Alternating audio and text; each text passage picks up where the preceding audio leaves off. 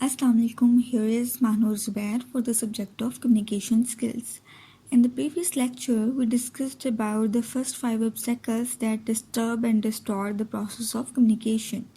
Now we are going to discuss the other 4 barriers. So let's start. As we have discussed before, that the barriers to effective communication could be of many types like linguistic, psychological, emotional, physical, cultural, organizational, attitude, perception, technological, and the last one is socio-religious barriers. Organizational structure barrier. As we saw, there are many methods of communication at an organizational level. जैसा कि हम पहले पढ़ चुके हैं कि हर इदारे के अपने रूल्स और रेगुलेशंस होते हैं और हर इदारा अपने ही मुताबिक कम्युनिकेट करने के मेथड्स देता है. फॉर एग्ज़ाम्पल, एक इदारे में रहकर आप थ्रू फ़ोन कॉल्स भी बात कर सकते हैं, through meetings, through one on one discussions या थ्रू विजुअल्स आप एक दूसरे से कम्युनिकेट कर सकते हैं. Each of these methods has its own problems and constraints that may become barriers to effective communication. लिहाजा हर जो मेथड बताया जाता है कम्युनिकेशन का, उसकी राह में अपनी अपनी मसाइल या मुश्किलात आती हैं जिनका सामना हमें करना पड़ता है, जो कि कम्युनिकेशन के असर को कमज़ोर कर देती है. Most of these barriers arise because of misinformation. ज़्यादातर मसाइल कम्युनिकेशन के रास्ते में क्यों आते हैं? या तो हमें हमारी इंफॉर्मेशन सही तक पहुंच नहीं पाती हम तक, या हमारी इंफॉर्मेशन दूसरे तक सही पहुंच नहीं पाती. And lack of appropriate transparency available to the employees. या फिर ये है कि एम्प्लॉयज़ को वहाँ पर काम करने की बेहतर सहूलियात मैसर नहीं हैं, फैसिलिटीज़ मैसर नहीं हैं. तो ये सब चीज़ें उसमें शामिल हैं कि हमें एक इदारे में रहते हुए किस तरह से कम्युनिकेट करते वक्त मुश्किलात का सामना करना पड़ सकता है. And they can be information overloaded, timings, lack of feedback, lack of teamwork, poor leadership, and lack of facilities. And the other one is attitude barriers. Certain people like to be left alone. They are the introverts or just people who are not very social. बहुत सारे ऐसे लोग हैं जो अपने आप में रहना पसंद करते हैं, अकेला रहना पसंद करते हैं, या फिर वो सोसाइटी में ज़्यादा दूसरे लोगों में घुलते मिलते नहीं हैं. Others like to be social or sometimes extra clingy. और बहुत सारे ऐसे लोग भी हैं जो बहुत ज़्यादा घुलना मिलना पसंद करते हैं, बहुत ज़्यादा सोशल होते हैं और कुछ ज़्यादा ही एक दूसरे लोगों में इंटरेस्ट रखते हैं. Both these cases could become a barrier to communication. दोनों ही बहुत ज़्यादा दूसरों के साथ क्लोज होना या बहुत ज़्यादा दूसरों से अलग रहना, दोनों ही चीज़ें जो हैं कम्युनिकेशन के रास्ते में रुकावट बन सकती हैं. Some people have attitude issues. और इसी तरह से बहुत सारे लोगों में एटीट्यूड के इशू होता है, like huge ego and inconsiderate behaviours.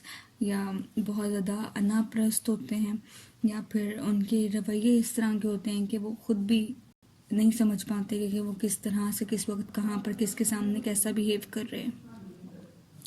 These employees can cause severe strains in the communication channels that they are present in. Certain personality traits like shyness, anger, social anxiety may be removable through courses and proper training.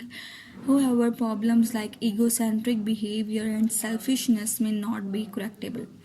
तो क्या है कि इस तरह के attitude रखने वाले लोग जो है वो ईगोसेंट्रिक या बहुत ज़्यादा ऐसा रवैया रखते हैं जिसका उन्हें खुद भी अंदाज़ा नहीं होता कि वो किस तरह का बिहेव कर रहे हैं किसी के सामने.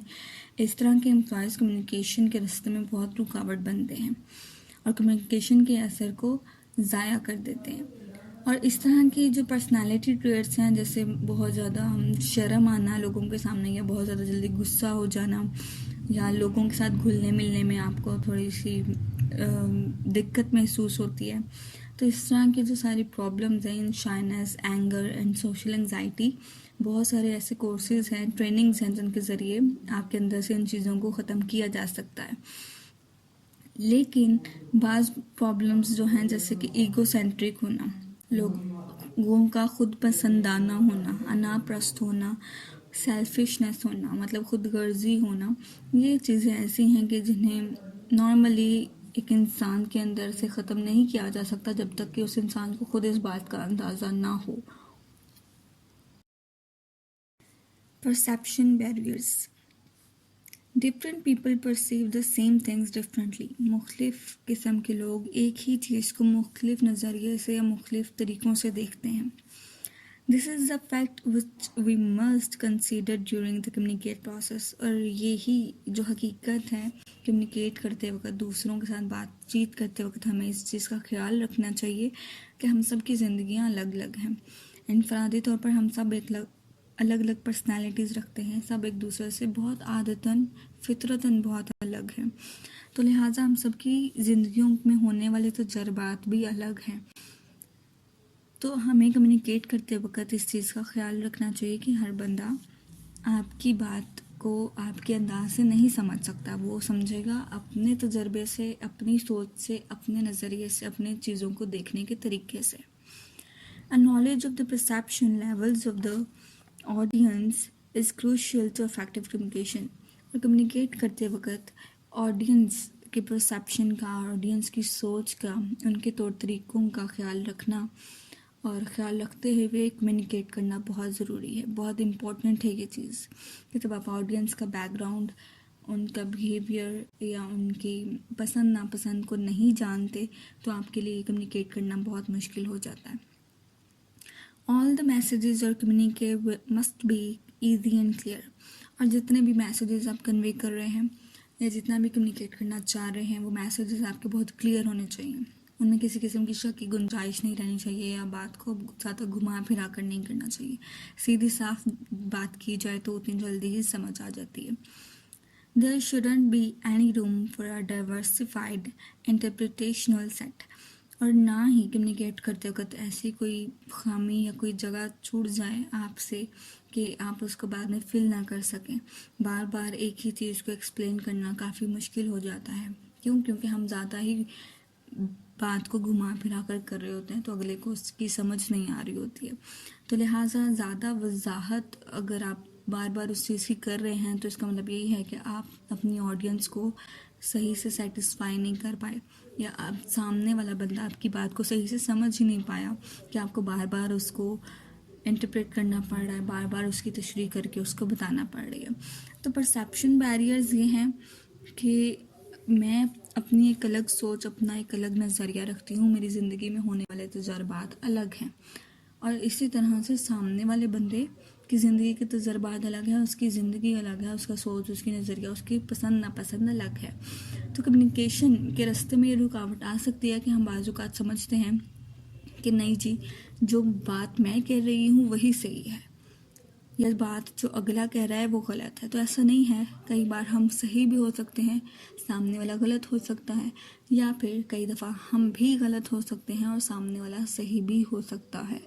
तो ये सब परसेप्शन बैरियर्स हैं जो कम्युनिकेशन के रास्ते में रुकावट बनते हैं। और लिहाजा हमें, अगर हम सिर्फ इतना समझ लें कि ठीक है आपका अपना नज़रिया है, अगले का अपना नज़रिया है, आप एग्री और डिसएग्री कर सकते हैं, लेकिन आप नफ़रत नहीं कर सकते किसी को इस मामले में कि उसकी सोच आपकी सोच से नहीं मिलती। ऐसा हो ही नहीं सकता कि हमारी सोच किसी और सोच से मिल सके। सबकी अपनी अपनी सोच है, अपना अपना नज़रिया है। तो इसी लिहाज से अगर हम कम्युनिकेट करें तो हमारी ज़िंदगियाँ काफ़ी आसान हो सकती हैं। And the other one is technological barriers and socio-religious barriers. Other barriers include the technological barriers।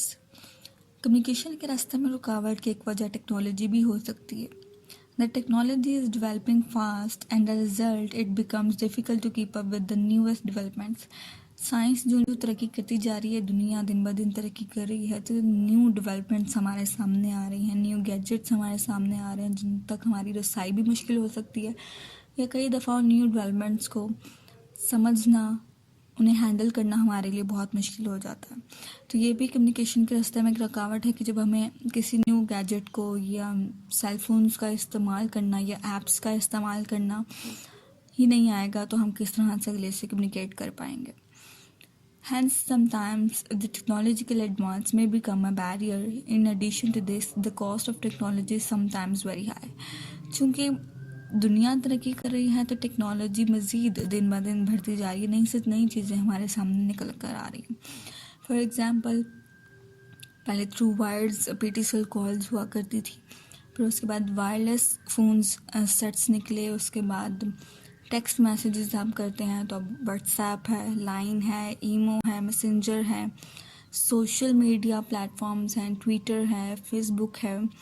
There are so many platforms for communication. तो अब जिन लोगों को इन सब का नहीं पता तो उनके लिए दूसरों के साथ कम्युनिकेट करना बहुत मुश्किल हो जाता है. और फिर ये कि टेक्नोलॉजी काफ़ी हैवी कॉस्ट भी कर सकती है, आपको महंगी हो सकती है. तो ये भी चीज़ रुकावट बनती है कि बाज़ लोग उसको इस्तेमाल करना ही पसंद नहीं करते.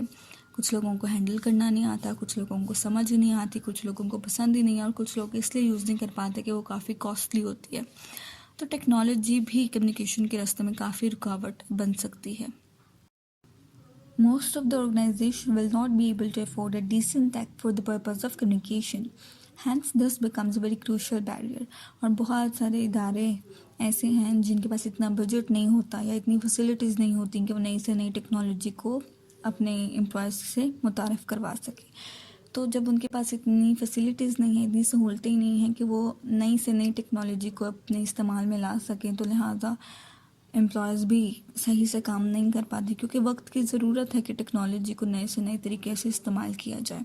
तो जिन ऑर्गेनाइजेशंस के पास ये फैसिलिटीज़ नहीं हैं तो लिहाजा उनके एम्प्लॉयज़ को कम्युनिकेशन में काफ़ी रुकावट महसूस हो सकती है. Others barriers are socio religious barriers. Society और रिलीजन भी कम्युनिकेशन के रास्ते में रुकावट हो सकता है. In a patriarchal society, a woman or a transgender may face many difficulties and barriers while communicating. Patriarchal means male dominant society. ऐसी सोसाइटी जिनमें मर्दों को बहुत ज़्यादा हुकूक हासिल हों, वो डोमिनेंट हों और वहाँ पर औरतों को इतने हकूक़ ना हों या ट्रांसजेंडर्स के हकूक़ बहुत कम हों कि उन्हें अपनी बात दूसरों को समझानी पड़ती है या उन्हें अपनी बात करते वक्त दूसरों से बहुत मुश्किल का सामना करना पड़ता है या लोग उनकी बात समझते ही नहीं हैं या उन्हें इतनी इम्पोर्टेंस ही नहीं देते कि उनकी बातों को सुना जाए. तो काफ़ी मुश्किलात हो सकती हैं कि आप कम्युनिकेट ही नहीं कर पाते. सिर्फ वुमेन्स और ट्रांसजेंडर्स को नहीं, कई दफ़ा बच्चों को भी बहुत सारी मुश्किलात का सामना करना पड़ता है कि वो अपना स्टैंड नहीं ले पाते, अपनी बात क्लियरली कह नहीं सकते, अपना पॉइंट नहीं रख सकते या अपनी ख्वाहिशों का, अपनी बातों का इजहार नहीं कर पाते. तो हर रिलीजन अपने असूल और क़वाइद के मुताबिक चलता है और हर सोसाइटी की अपनी वैल्यूज़ होती हैं और लोग अपने रिलीजन और अपनी सोसाइटी के मुताबिक ही ज़िंदगी गुजारते हैं और कम्युनिकेट करना पसंद करते हैं.